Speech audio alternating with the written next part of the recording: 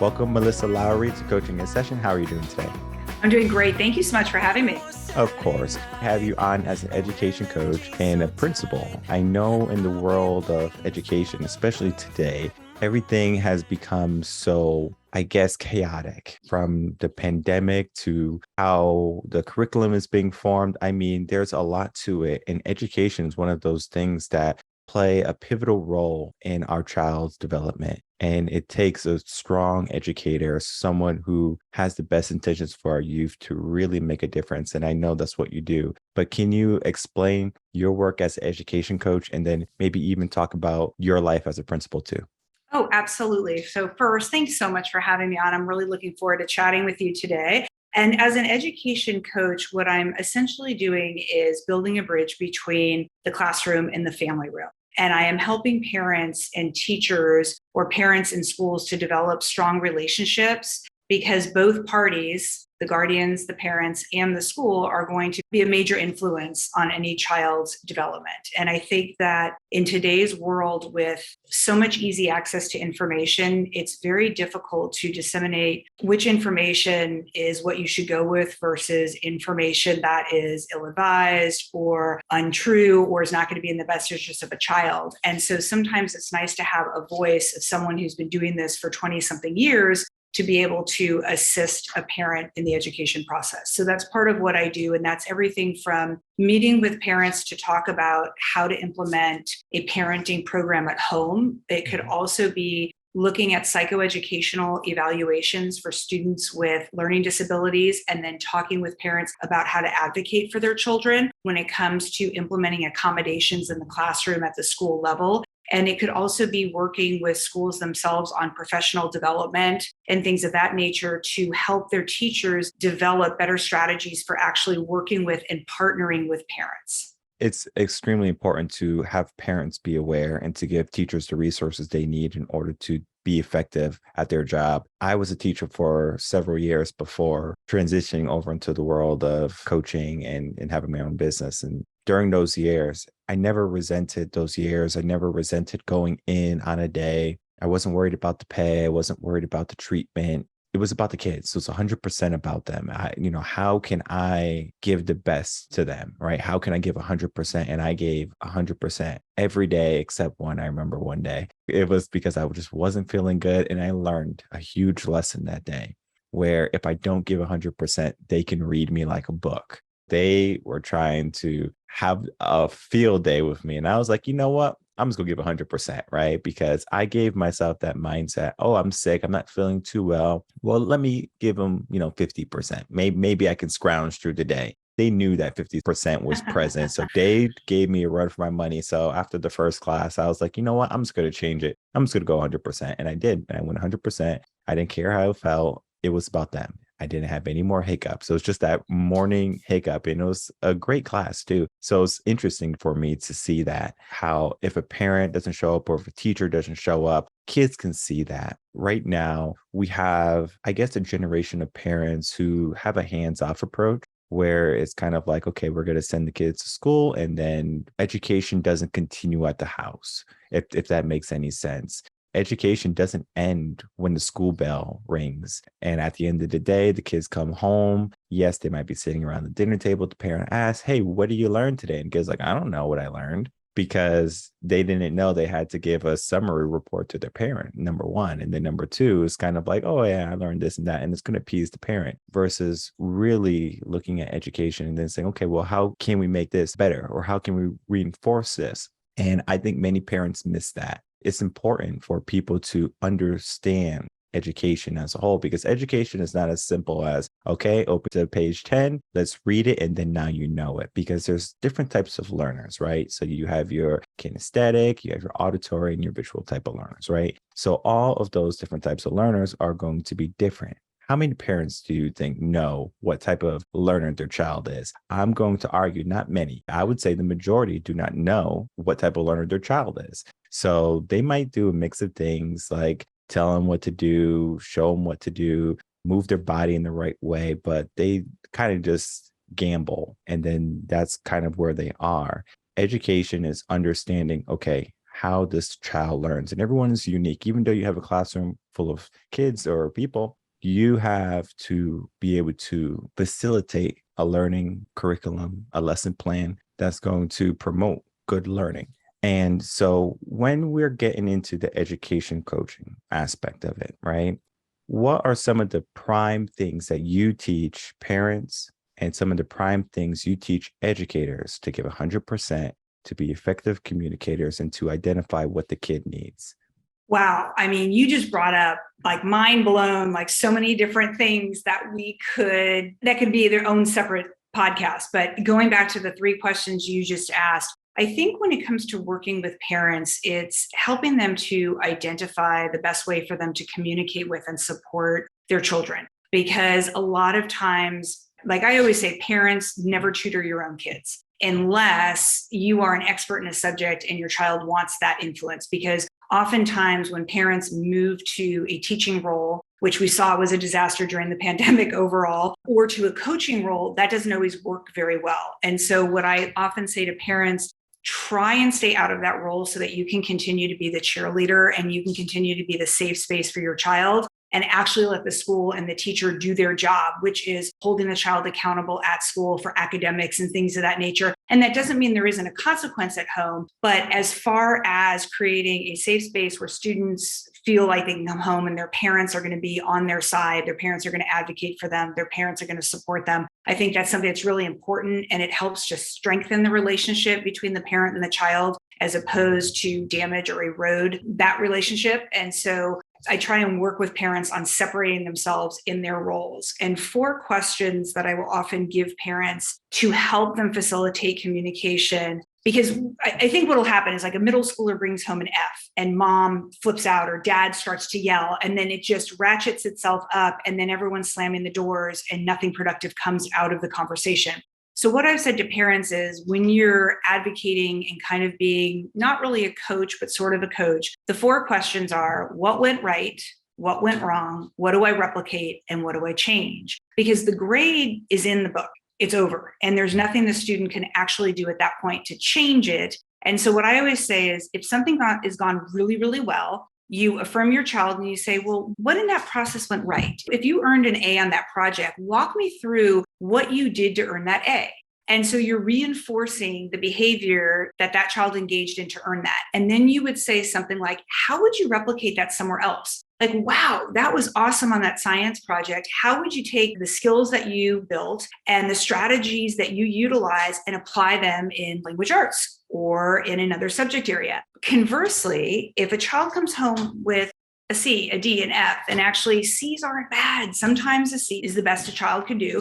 But if that child comes home with a low grade, most of the time they're already embarrassed. They already feel bad about it. They don't need someone else yelling and screaming at them, and it's not productive. So you take a failure bow, as I like to say, and I did not coin that. I can't remember where I found it, but I'm not the originator. But they take a failure bow, and the parent says, okay, what went wrong in the process? Talk to me about what went wrong, and then identify it, because sometimes it's an extenuating circumstance. Let's say that the night before there was a horrible storm and you lost all your power. You didn't have access to the internet and you couldn't go to Google Classroom to access something. And so it affected your grade. Mom and dad or the guardian can say, you know what? That's okay. We're going to let that go this time. And then is there something we could have done? Could you have printed your notes ahead of time? Could you have whatever? Or was it that you didn't study? Was it that you made note cards and that's not effective for you? And help the child engage in what we call metacognition, which is just fancy for thinking about thinking. How do I learn? And so when you say what went wrong and then how do I change that next time, you're actually empowering your child to feel like he or she's in control. And that's something that's very important to young learners, is feeling as though they can have an influence over their own future. And when moms and dads engage in those 4 questions, it oftentimes can prevent an escalation, and it can prevent a conversation from really going sideways. And then it also helps arm the child for a future experience, because they've thought about, okay, what went right? How do I apply that somewhere else? Or what went wrong? And how do I change that going forward? And so I have found that universally, regardless of who I'm working with and regardless of the age, those 4 questions, when posed, developmentally appropriate. A 5-year-old is going to look a little different, than a 15-year-old. It can be really transformative in the relationship that the parent has with the child. And then it actually can be transformative in that homeschool relationship because the parent is actually helping the teacher in a lot of different ways, because those are skills that we are often trying to impart. It's like people call it executive function. We're trying to get our students to understand how they learn so that they can take advantage of that, or they can pivot and develop other different skills to rise to the occasion and to do well in school. And so it actually starts to strengthen that partnership. I'm going to touch base on that before we get into the 100% teacher aspect. You are completely correct when it comes to parents should have a role being a parent. I know a parent might be a teacher, they might be a great educator, but it's different when it's your kid. You said it. The pandemic was an awakening for many parents. It's like, man, this is what I have to do. This is tough, right? And then that was when a lot of parents were going on TikTok and on Instagram. They're saying, teachers, we need you. We love you. They're basically praising teachers because they understand that their child is not the sweetest thing that they thought they were. And so now they're really getting tested every single day, their patience. And it requires a different type of patience for your own kid versus someone else's kids, right? In school, you are putting yourself in that mindset. As a former educator, when I was going to school, I was like, these are not my kids, but I want the best for them versus they're my kids. They're going to do good, right? So it's like my mind is a little bit different on the expectations. So I'm willing to work with someone as many times as it needs to be versus in home. I would like one time. Let me tell you one time and you do it versus I got to tell you 100 times, but that's the reality, right? And to separate that. And sometimes parents have a difficult time doing that because they are busy, right? Most likely their work is not education. So they might have maybe accounting, maybe you're an engineer. So they have stress from work. And then now they have to deal with the stress from education, from teaching. And it's a lot. It's a lot for parents. And it's not that parents can't do the job because there is an avenue that you can take to bring education from a parent to child base. It's just that it's less than likely. It's easier for a teacher to come in and then say, hey, you know what? I'm just going to teach the curriculum and I'm going to teach what they need. I'm going to teach where they are. And then that child grows. But then we have to look at the aspect of just because it's the teacher's role to teach, how can we ensure that the teachers are giving 100%? How can we be sure that the teachers are teaching the correct thing? Sometimes the curriculum is there, but then sometimes the ideas of what the teacher would like to think or the opinions of what the teacher would like to instill onto her class kind of fall into the mix of what education is. So kind of looking at that aspect and then 100% every single day. So in addition to being an education coach, I serve as the principal of a K-8 Catholic school here in Atlanta, Georgia, where I live. And so part of that role is providing educational leadership for the faculty and staff. And we have about 80 faculty and staff that work at my school, in addition to about 570 students in grades K-8. So developmentally, we have a wide range of students. We start in kindergarten and we go all the way through 8th grade. And so when I'm working with my faculty and I'm looking at teachers who might be at the very beginning of their career, and so their teacher toolbox is not as full of different strategies, then I have mid-career teachers, I like to say, who they've got a really good toolbox going, but they're looking for opportunities to really expand and better themselves. And then you have very veteran teachers, some of whom are in that great place in their career when they have mastered the curriculum so much that they can take it and notch it up like a whole just crazy awesome level. Or you have the people where you're like, yeah, might be time for you to retire. And so in any given year or any given day, I am working with people who maybe their definition, let's say of 100% might be slightly different than one of their colleagues. And so something that I try and do with the faculty is I try and keep us focused on what our mission is. And when we talk about wanting to give 100%, I think that a lot of educators through the pandemic, they're tired, they are beaten up. And yes, there was a time when everyone was like, oh, we love teachers, we need teachers. But also kind of when the pandemic was halfway there, so like 2021-ish to the end of the school year in 2022, people were just mad. They were mad if you were wearing masks. They were mad if you weren't. They were frustrated if their kids hadn't learned virtually. They were upset with quarantines. Everyone was mad. And teachers really received a lot of the brunt of that anger. And it was just misplaced frustration. But here nor there, a lot of teachers just were very tired. And so what I've said to my teachers, I know you're tired. I know you have been putting forth a lot, but I want us to really focus on what our mission is. And our mission is to educate the whole child. How do we do that? And how do we do that together as a group? And so I've really tried to prevent the teachers from feeling like they're an island and feeling like they're all by themselves and saying, no, no, no, no, no. We are all on one ship together and we are sailing together. And if one of us is struggling, all of us are struggling. And then how do we come together to influence each other, to share with one another so that we're not feeling isolated and alone? And as a teacher, you would know that you can close your classroom door and not see another adult for hours at a time. And it can be an isolating profession. And so the number one thing is really sticking with the mission and making sure that the teachers feel connected to one another through that mission. And that doesn't have to just happen in a religious school such as mine. That can happen in the public school. That can happen in a private school. It doesn't matter. But mission and then that collegiality that comes with it, I think is something that's very important, because if the culture that you are leading as an educational leader like myself is not healthy, that doesn't mean it's Pollyanna-ish. It doesn't mean that no one disagrees or debates, but it's not healthy, which means people can't trust each other. They don't have a shared mission. It is very difficult to get teachers to give 100%. It's very difficult. Teachers don't go into it for the money or the fame. They go into it for the kids, and they go into it because they want to influence the future. And so by keeping the focus on that mission and on the future, it's a lot easier to keep teachers engaged. I would say that's the main way I do it from a group perspective. I really take a lot of time to walk around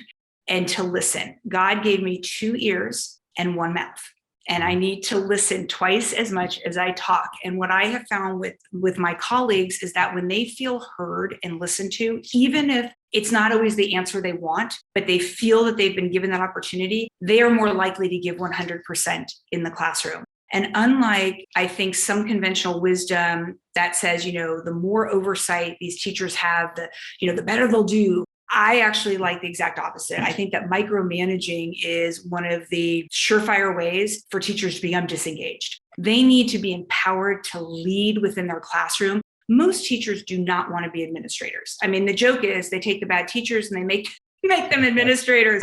I hope that's not true in my case, but here nor there, they just want to be the best version of themselves. And if we as educational leaders are not listening to them, not empowering them, not standing back and saying, I trust you to lead in your classroom, we will not get 100% from those teachers. It doesn't matter how great the curriculum is or how much money we have or how wonderful the parents are. Teachers have to be empowered to be the leaders within their own classrooms. And those are really probably the 2 biggest ways that I, on a more kind of global level, really dig deep to support teachers to get them to put in 100%.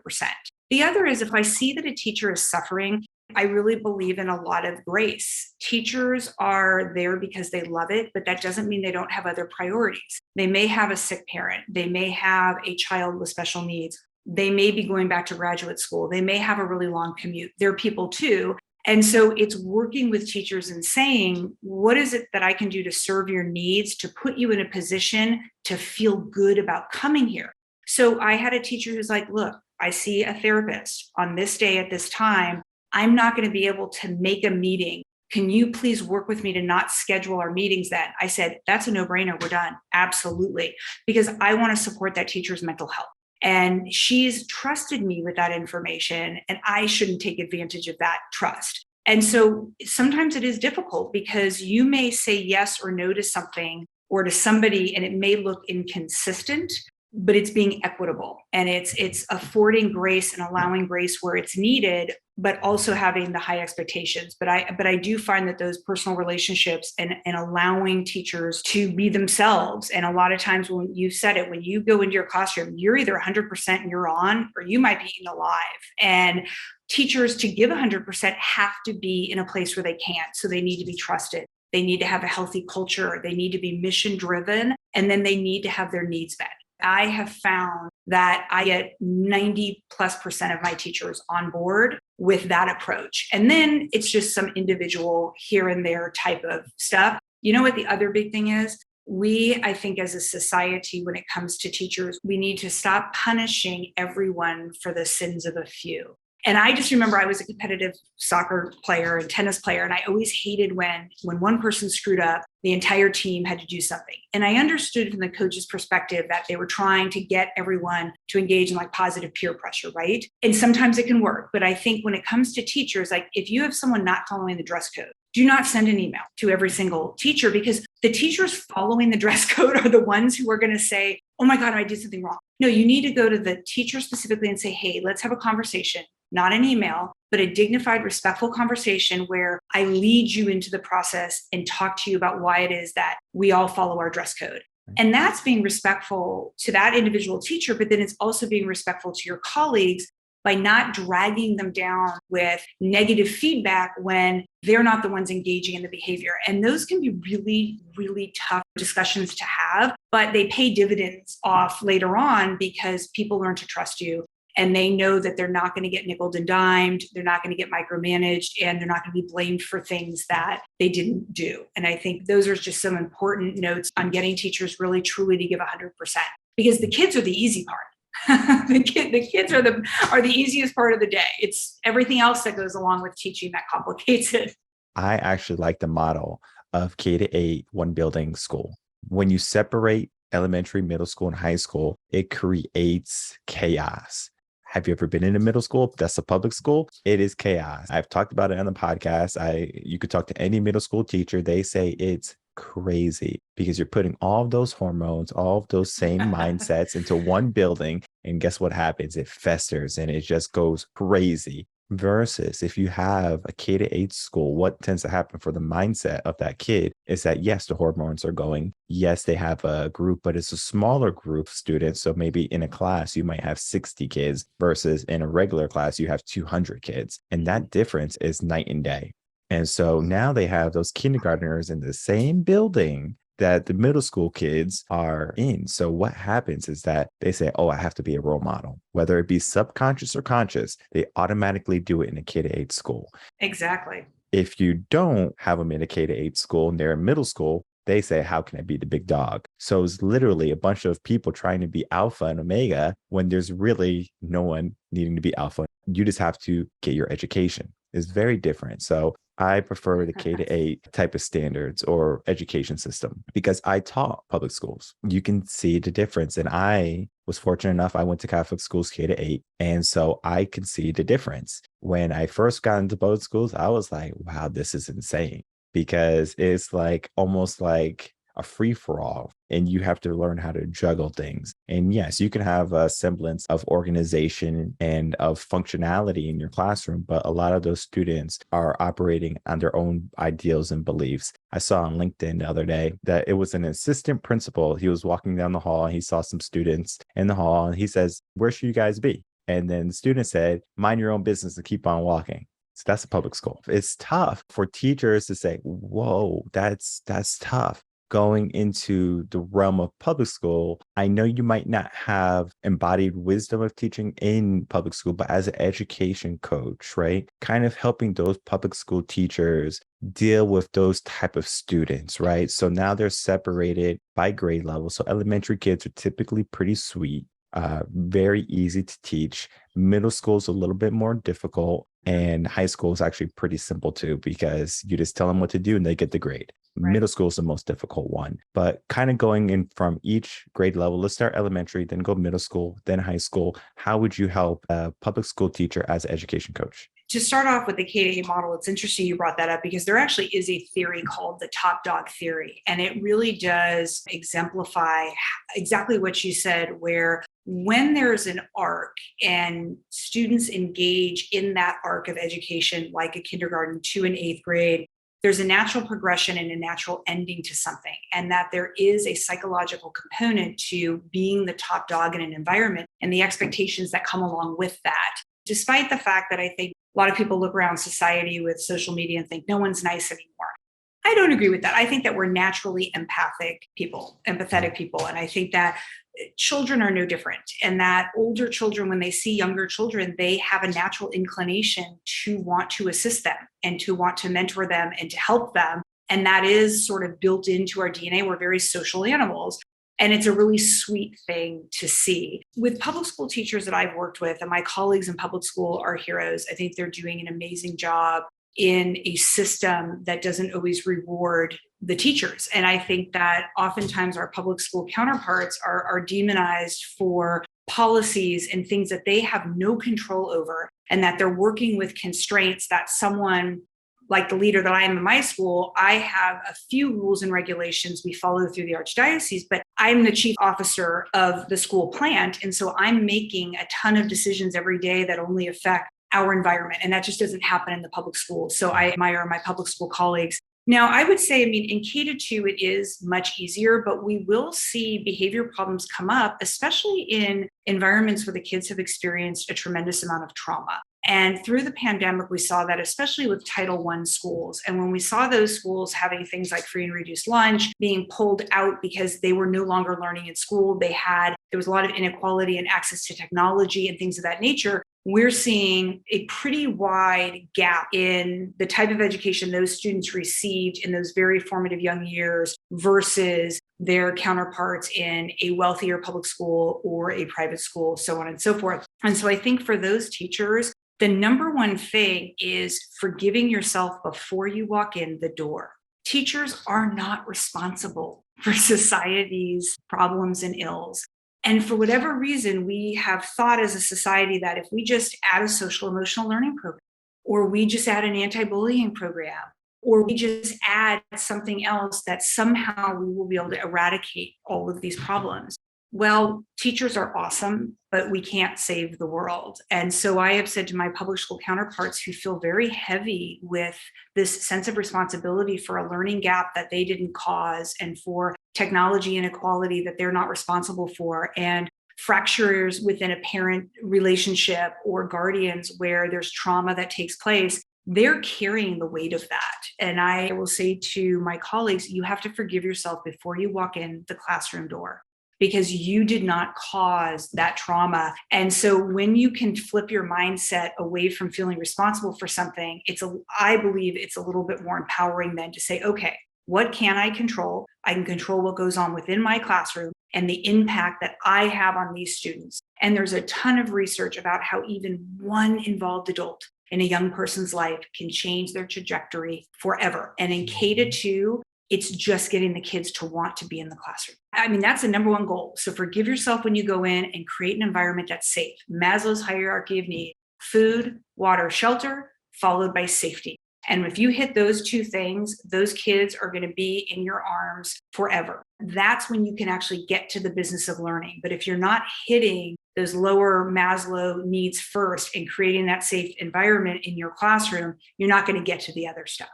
And so I think if educators can do that in K-2, they're well on their way. 3 to 5 is getting a little dicier because they stop learning to read around third grade and they start reading to learn, and that comprehension component comes in. And again, if we're seeing that education, that learning gap from the pandemic, we have a lot of kids who are behind. Same step one, you need to forgive yourself. You are not responsible for where that child is, and you need to meet the child where he is and not where you want the child to be. That can be very difficult in public school, especially when some public school districts prescribe like what the teachers have to teach. It's very scripted. And that's really unfortunate, because I hear from my public school colleagues, like, I need to stop.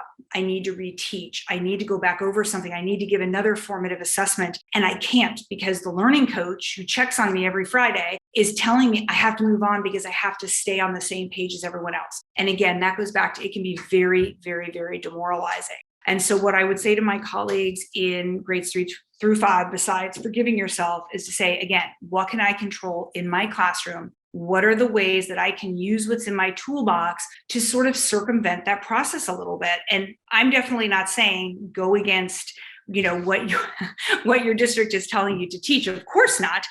But I do believe, because really good teachers are doing it every day, there are creative ways around some of what districts are mandating that teachers do. And I am all about feeling empowered as a teacher and saying to yourself, is what I'm asking myself to do in the best interest of students, is it ethical? Is it moral? And if the answer is yes, go for it. And right now, with the current teacher shortage that has happened out there, our teachers are in actually a better position than ever to sort of flex, I would say, their power and their muscle a little bit, because people are needed in the profession right now. And I think this is the time for teachers to say, wait a second, you need to trust us. These are the things that we need to do to teach our kids to get them ahead. And so I would say to teachers in 3 to 5, feel empowered to take advantage of what's happening in the field to be a disruptor and to say, I am going to do what my students need. And then you need to seek out colleagues who will support you in that. We can all find the naysayers. We'll find enough people to complain. You need to find the people who will fill your tank and your toolbox with you and follow you along. Middle school is its own beast. I was a middle school language arts teacher myself for 7 or 8 years. I jumped actually from first grade to middle school. That was a learning experience. But they're my people. And if I go back into the classroom, my favorite place to go is middle school. They are ornery and angry and oversensitive and egotistical, and they're still the most endearing people in the world. And I just am tickled every day by the middle schoolers. And I think what I would tell middle school teachers is you've got to have a really healthy sense of humor. Because if as a middle school teacher, you take your students' behavior personally, that's going to be the end of it, because it doesn't matter that it's you or me or anyone else in front of them. They're in a difficult age and stage, and you hit the nail on the head. It is more difficult now to teach middle school than high school, with social media, with what's happening with them developmentally, chemically, physically, maturity wise. It could be a disaster from one day to the other, these poor kids dealing with so many things. And if you take their behavior personally, you're never going to do well in middle school. So I just chuckle. It comes at me. I've had a student, even in a Catholic school, say things to me that are inappropriate or that are rude. And your first reaction could be to really just bring down the hammer. But I usually do my best to not be reactionary and to chew on it and to think, what was driving that student to react that way or to treat me in that manner? Because children don't do things for no reason.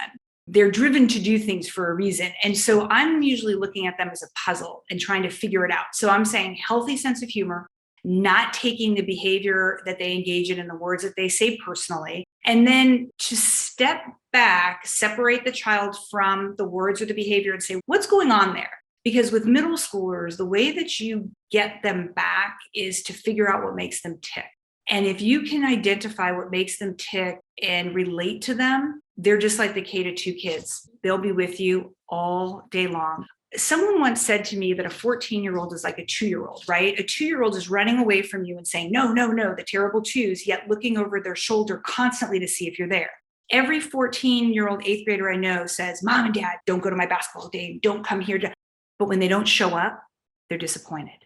And they're trying to develop their own identity, but they're not ready to develop their own identity quite yet. And so they're in that push and pull, which is why one day they're going to be super sweet. And the next it's like, what happened? This is not the kid I knew a day ago. They are breaking that bond with their parents or guardians as they develop into more adult humans and have abstract reasoning and those types of things. So great sense of humor, not taking things personally, and then being able to really separate the behavior and the words from the child and figure out what's driving them. And then I find that middle school teachers have a lot more success. You don't have to be the coolest teacher. You don't have to be your kids, your students' friends. You shouldn't do that, but you can be the teacher that they want to talk to because they know that you love them and care about them, but you will hold them accountable for what your expectations are. And I suspect with the assistant principal in that one case, that maybe there needs to be some self-reflection there. Now, are there jerky kids out there? Sure. But what's happening where that's the response? And I'm not saying it's the assistant principal's fault, and I'm not saying that the student was okay to say it, but it deserves some reflection of, what's going on in our culture, in our environment that a child feels empowered to speak to me that way? And how do we get to the bottom of that? Let's figure that out. So I would just see that more as like an invitation to try and solve that problem. And looking at the high school component, right? Oh, yes. High school.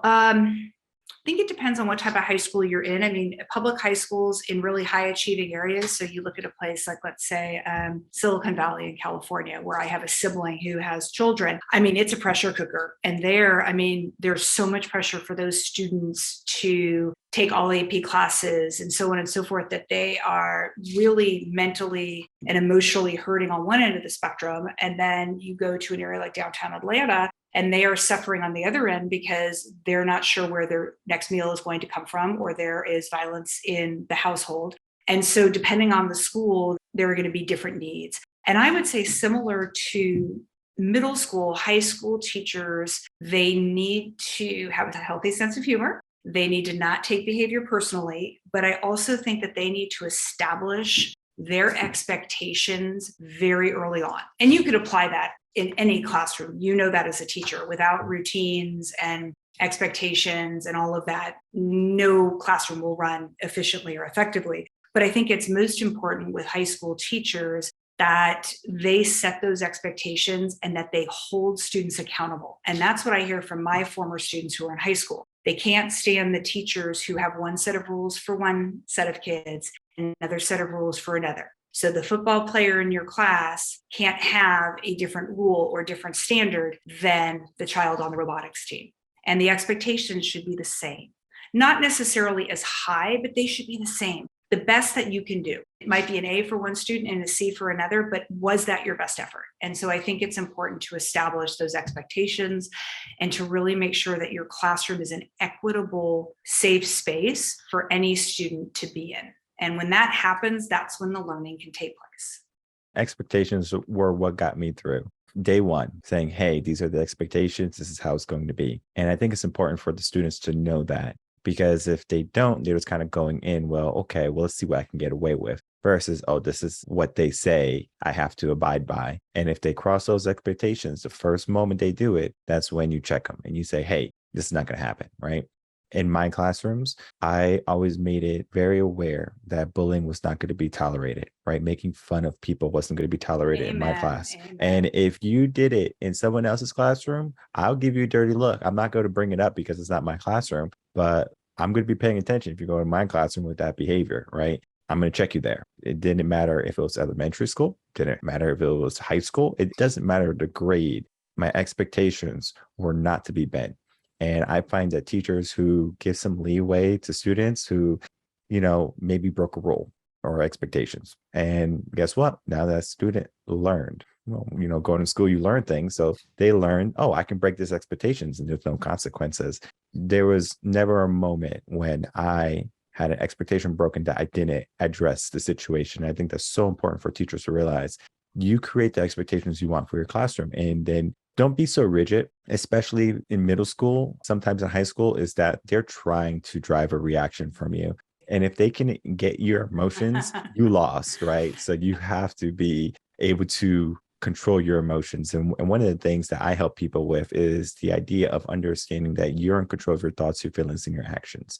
And when you can control all three of those, no one else can have an influence on those. That's you. In school, sometimes you have a student. I call students who give you a run for your money heavy hitters. There's no bad kids. I call them heavy hitters. Yep. It's just that you have to be careful. If you're familiar with baseball analogy, you have the pitcher.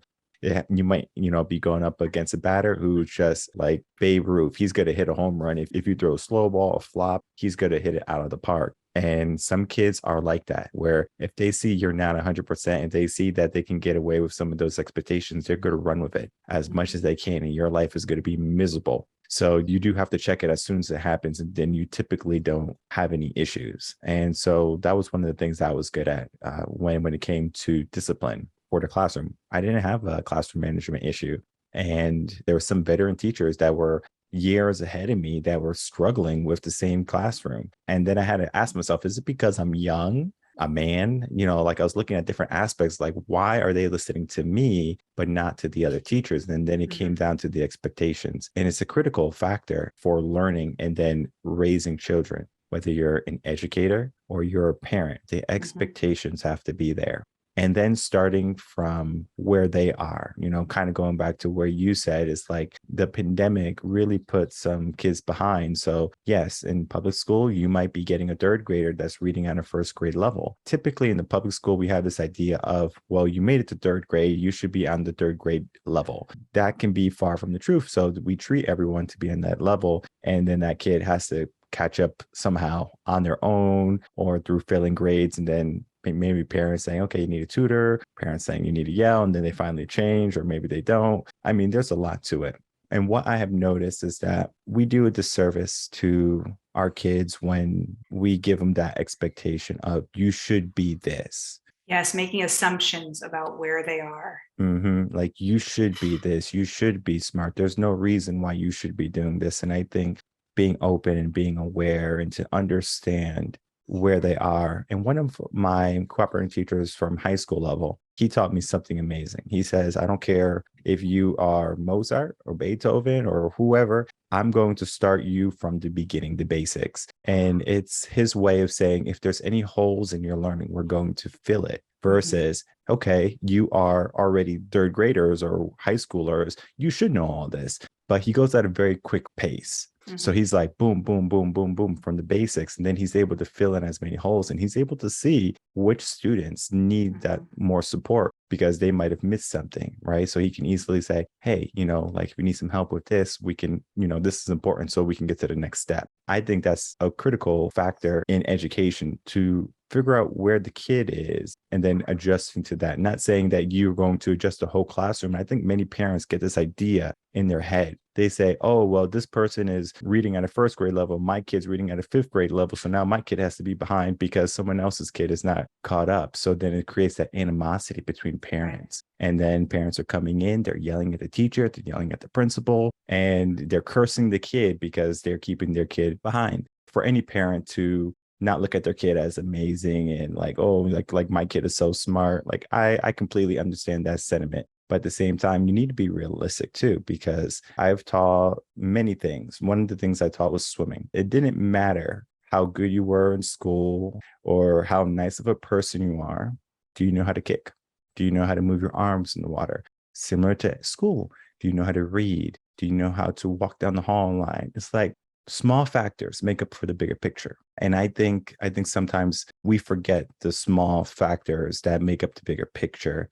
I know some of the work you do as an education coach is making sure people are aware of the whole aspect of education. It's more than just send your kids to school. And by the time they're graduated from high school, they'll know everything they need to know for the world.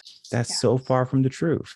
As much as I wish to say, like, our school systems are doing a great job at preparing our children to be effective adults, that is not true. I saw that gap when I was in schools. And it's kind of the main reason why I left the school, because I saw the gaps that were going to be left behind. And I said, these young adults now are going to be arriving with questions and fears and concerns, and they needed some guidance. And similar to how you said, it's kind of like having that one mentor, having that one person, being able to listen to them and give some advice. It can't be a parent.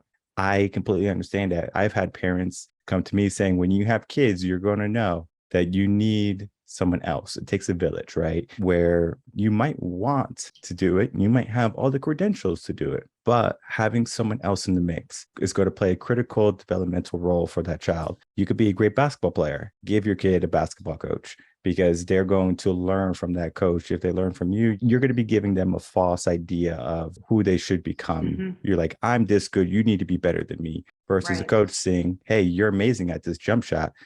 Shoot your shot, right? So they're looking at their strengths versus the overall compare and contrast. And we live in a world where comparisons are the new norm, where I'm going to compare my kid to your kid, or I'm going to compare this teacher to that teacher, the equality way of thinking.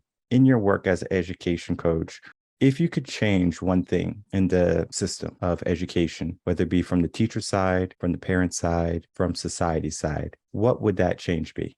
That is it's an excellent question, but it is a difficult one to answer because education is so complicated. But if I had a wand and I could just sweep across education, I would remove politics from the classroom. And we saw this throughout the pandemic, that parents were pitted against everything from the teacher to the principal to the school board. And I mean, we saw people, I mean, I watched stuff on the news and I mean, people were just losing it. But I think if you polled any one of those people, a parent, a teacher, a principal, a superintendent, and you really asked them what they wanted and you made a list, I bet that they would have answered almost exactly the same.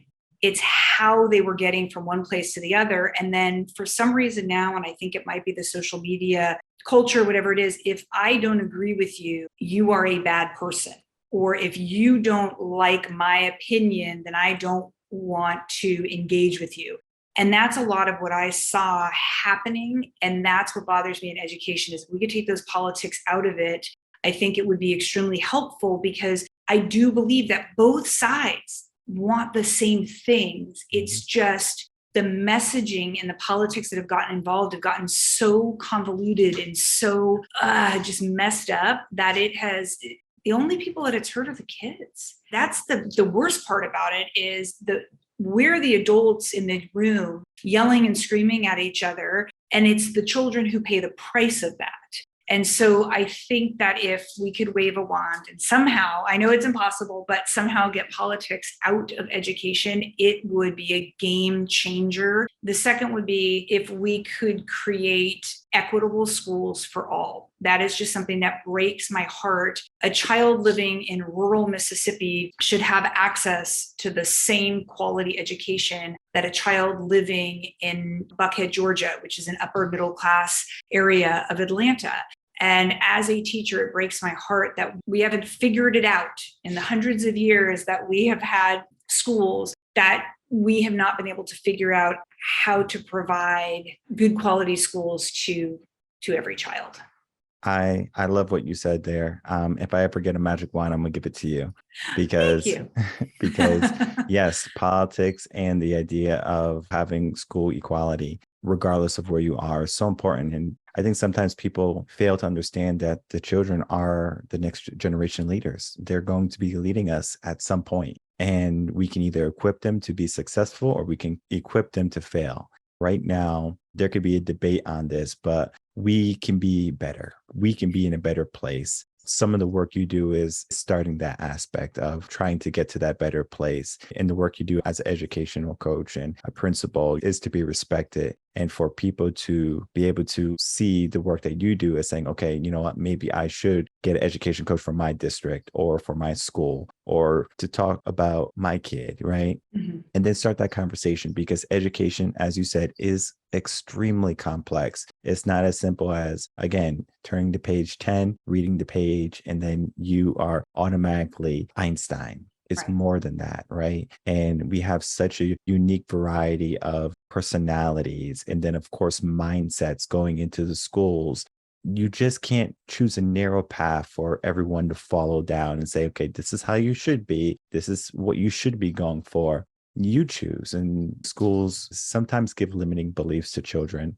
Mm-hmm. And I have made it my mission to turn those limiting beliefs around. Rearden is just never turned backwards. Yeah. And it's a whole story. We can talk about it later because our time is running short. And I could talk to you all day about education. I could talk to you all day about the work you do because it is important. And I do want you to understand that the work you do is impacting the world. And that's why I wanted to have you on to talk about the work you do and then to give you a platform for parents to reach out to you to say, hey, how can I make my kid better? And it's not that your kid is bad. Mm-hmm. It's equipping them with all the tools and the resources they need to be their best self that they can at that point. And as we grow up, we get stronger. Our mind gets stronger. And yes, our mind might change. Life might move a different way, but it doesn't necessarily mean that we shouldn't do things, right? We shouldn't be idle. We shouldn't just sit by the waysides and do nothing. We can make an impact. And I think a great place to start, whether you be an administrator, an educator, or a parent, to seek out a way where you can make sure your kid, your child is getting the best education that they can. So if I can from you, Melissa, can you give me any last words? And then please share how people can find you. Well, it was such an honor and a pleasure to be here. So thank you very much. I think that if I could send one message to the fellow educators out there, it's you are doing the good work and you don't hear that enough. And I want to send that to all of my colleagues in education, whether you teach in a Catholic school or another religious school or a public school, we are in this together. We are all working for the future of our kids. And so I want to just thank all of the teachers out there. For the parents, I just want to send a message that says, it does take a village and you do have a lot of resources and people out there to help you. No one expected you to be a teacher during the pandemic, and that it's okay, and that we will get through this together. And so I wanted to send that to the parents out there. As far as getting a hold of me, my email is Melissa Lowry, edu@gmail. And that's just MELASSA LOWRY@gmail.com. Anyone can email me. I'd love to hear from you. My website is melissalowryeducationcoaching.com. So I'm out there. I think I'm Melissa Lowry EDU at Twitter, but I don't really tweet. And I'm Melissa Lowry EDU on Instagram, but I'm not out there that much. And I live under a rock, so I'm not on Facebook. So I don't do that either. The school that I'm at is Christ the King. So it's christking.org if you want to check that out. But I'm just here. If anyone would like to reach out, I'm just more than happy to help anyone who needs assistance. And I will put all that information in the description box below so people can easily find you. I want to thank you so much, Melissa, for spending some time with me today. Great conversation. Well, thank you so much. Again, it was an honor and a pleasure. And I just thank you for the good work that you're doing with your coaching out there as well. I really enjoyed listening to your episodes.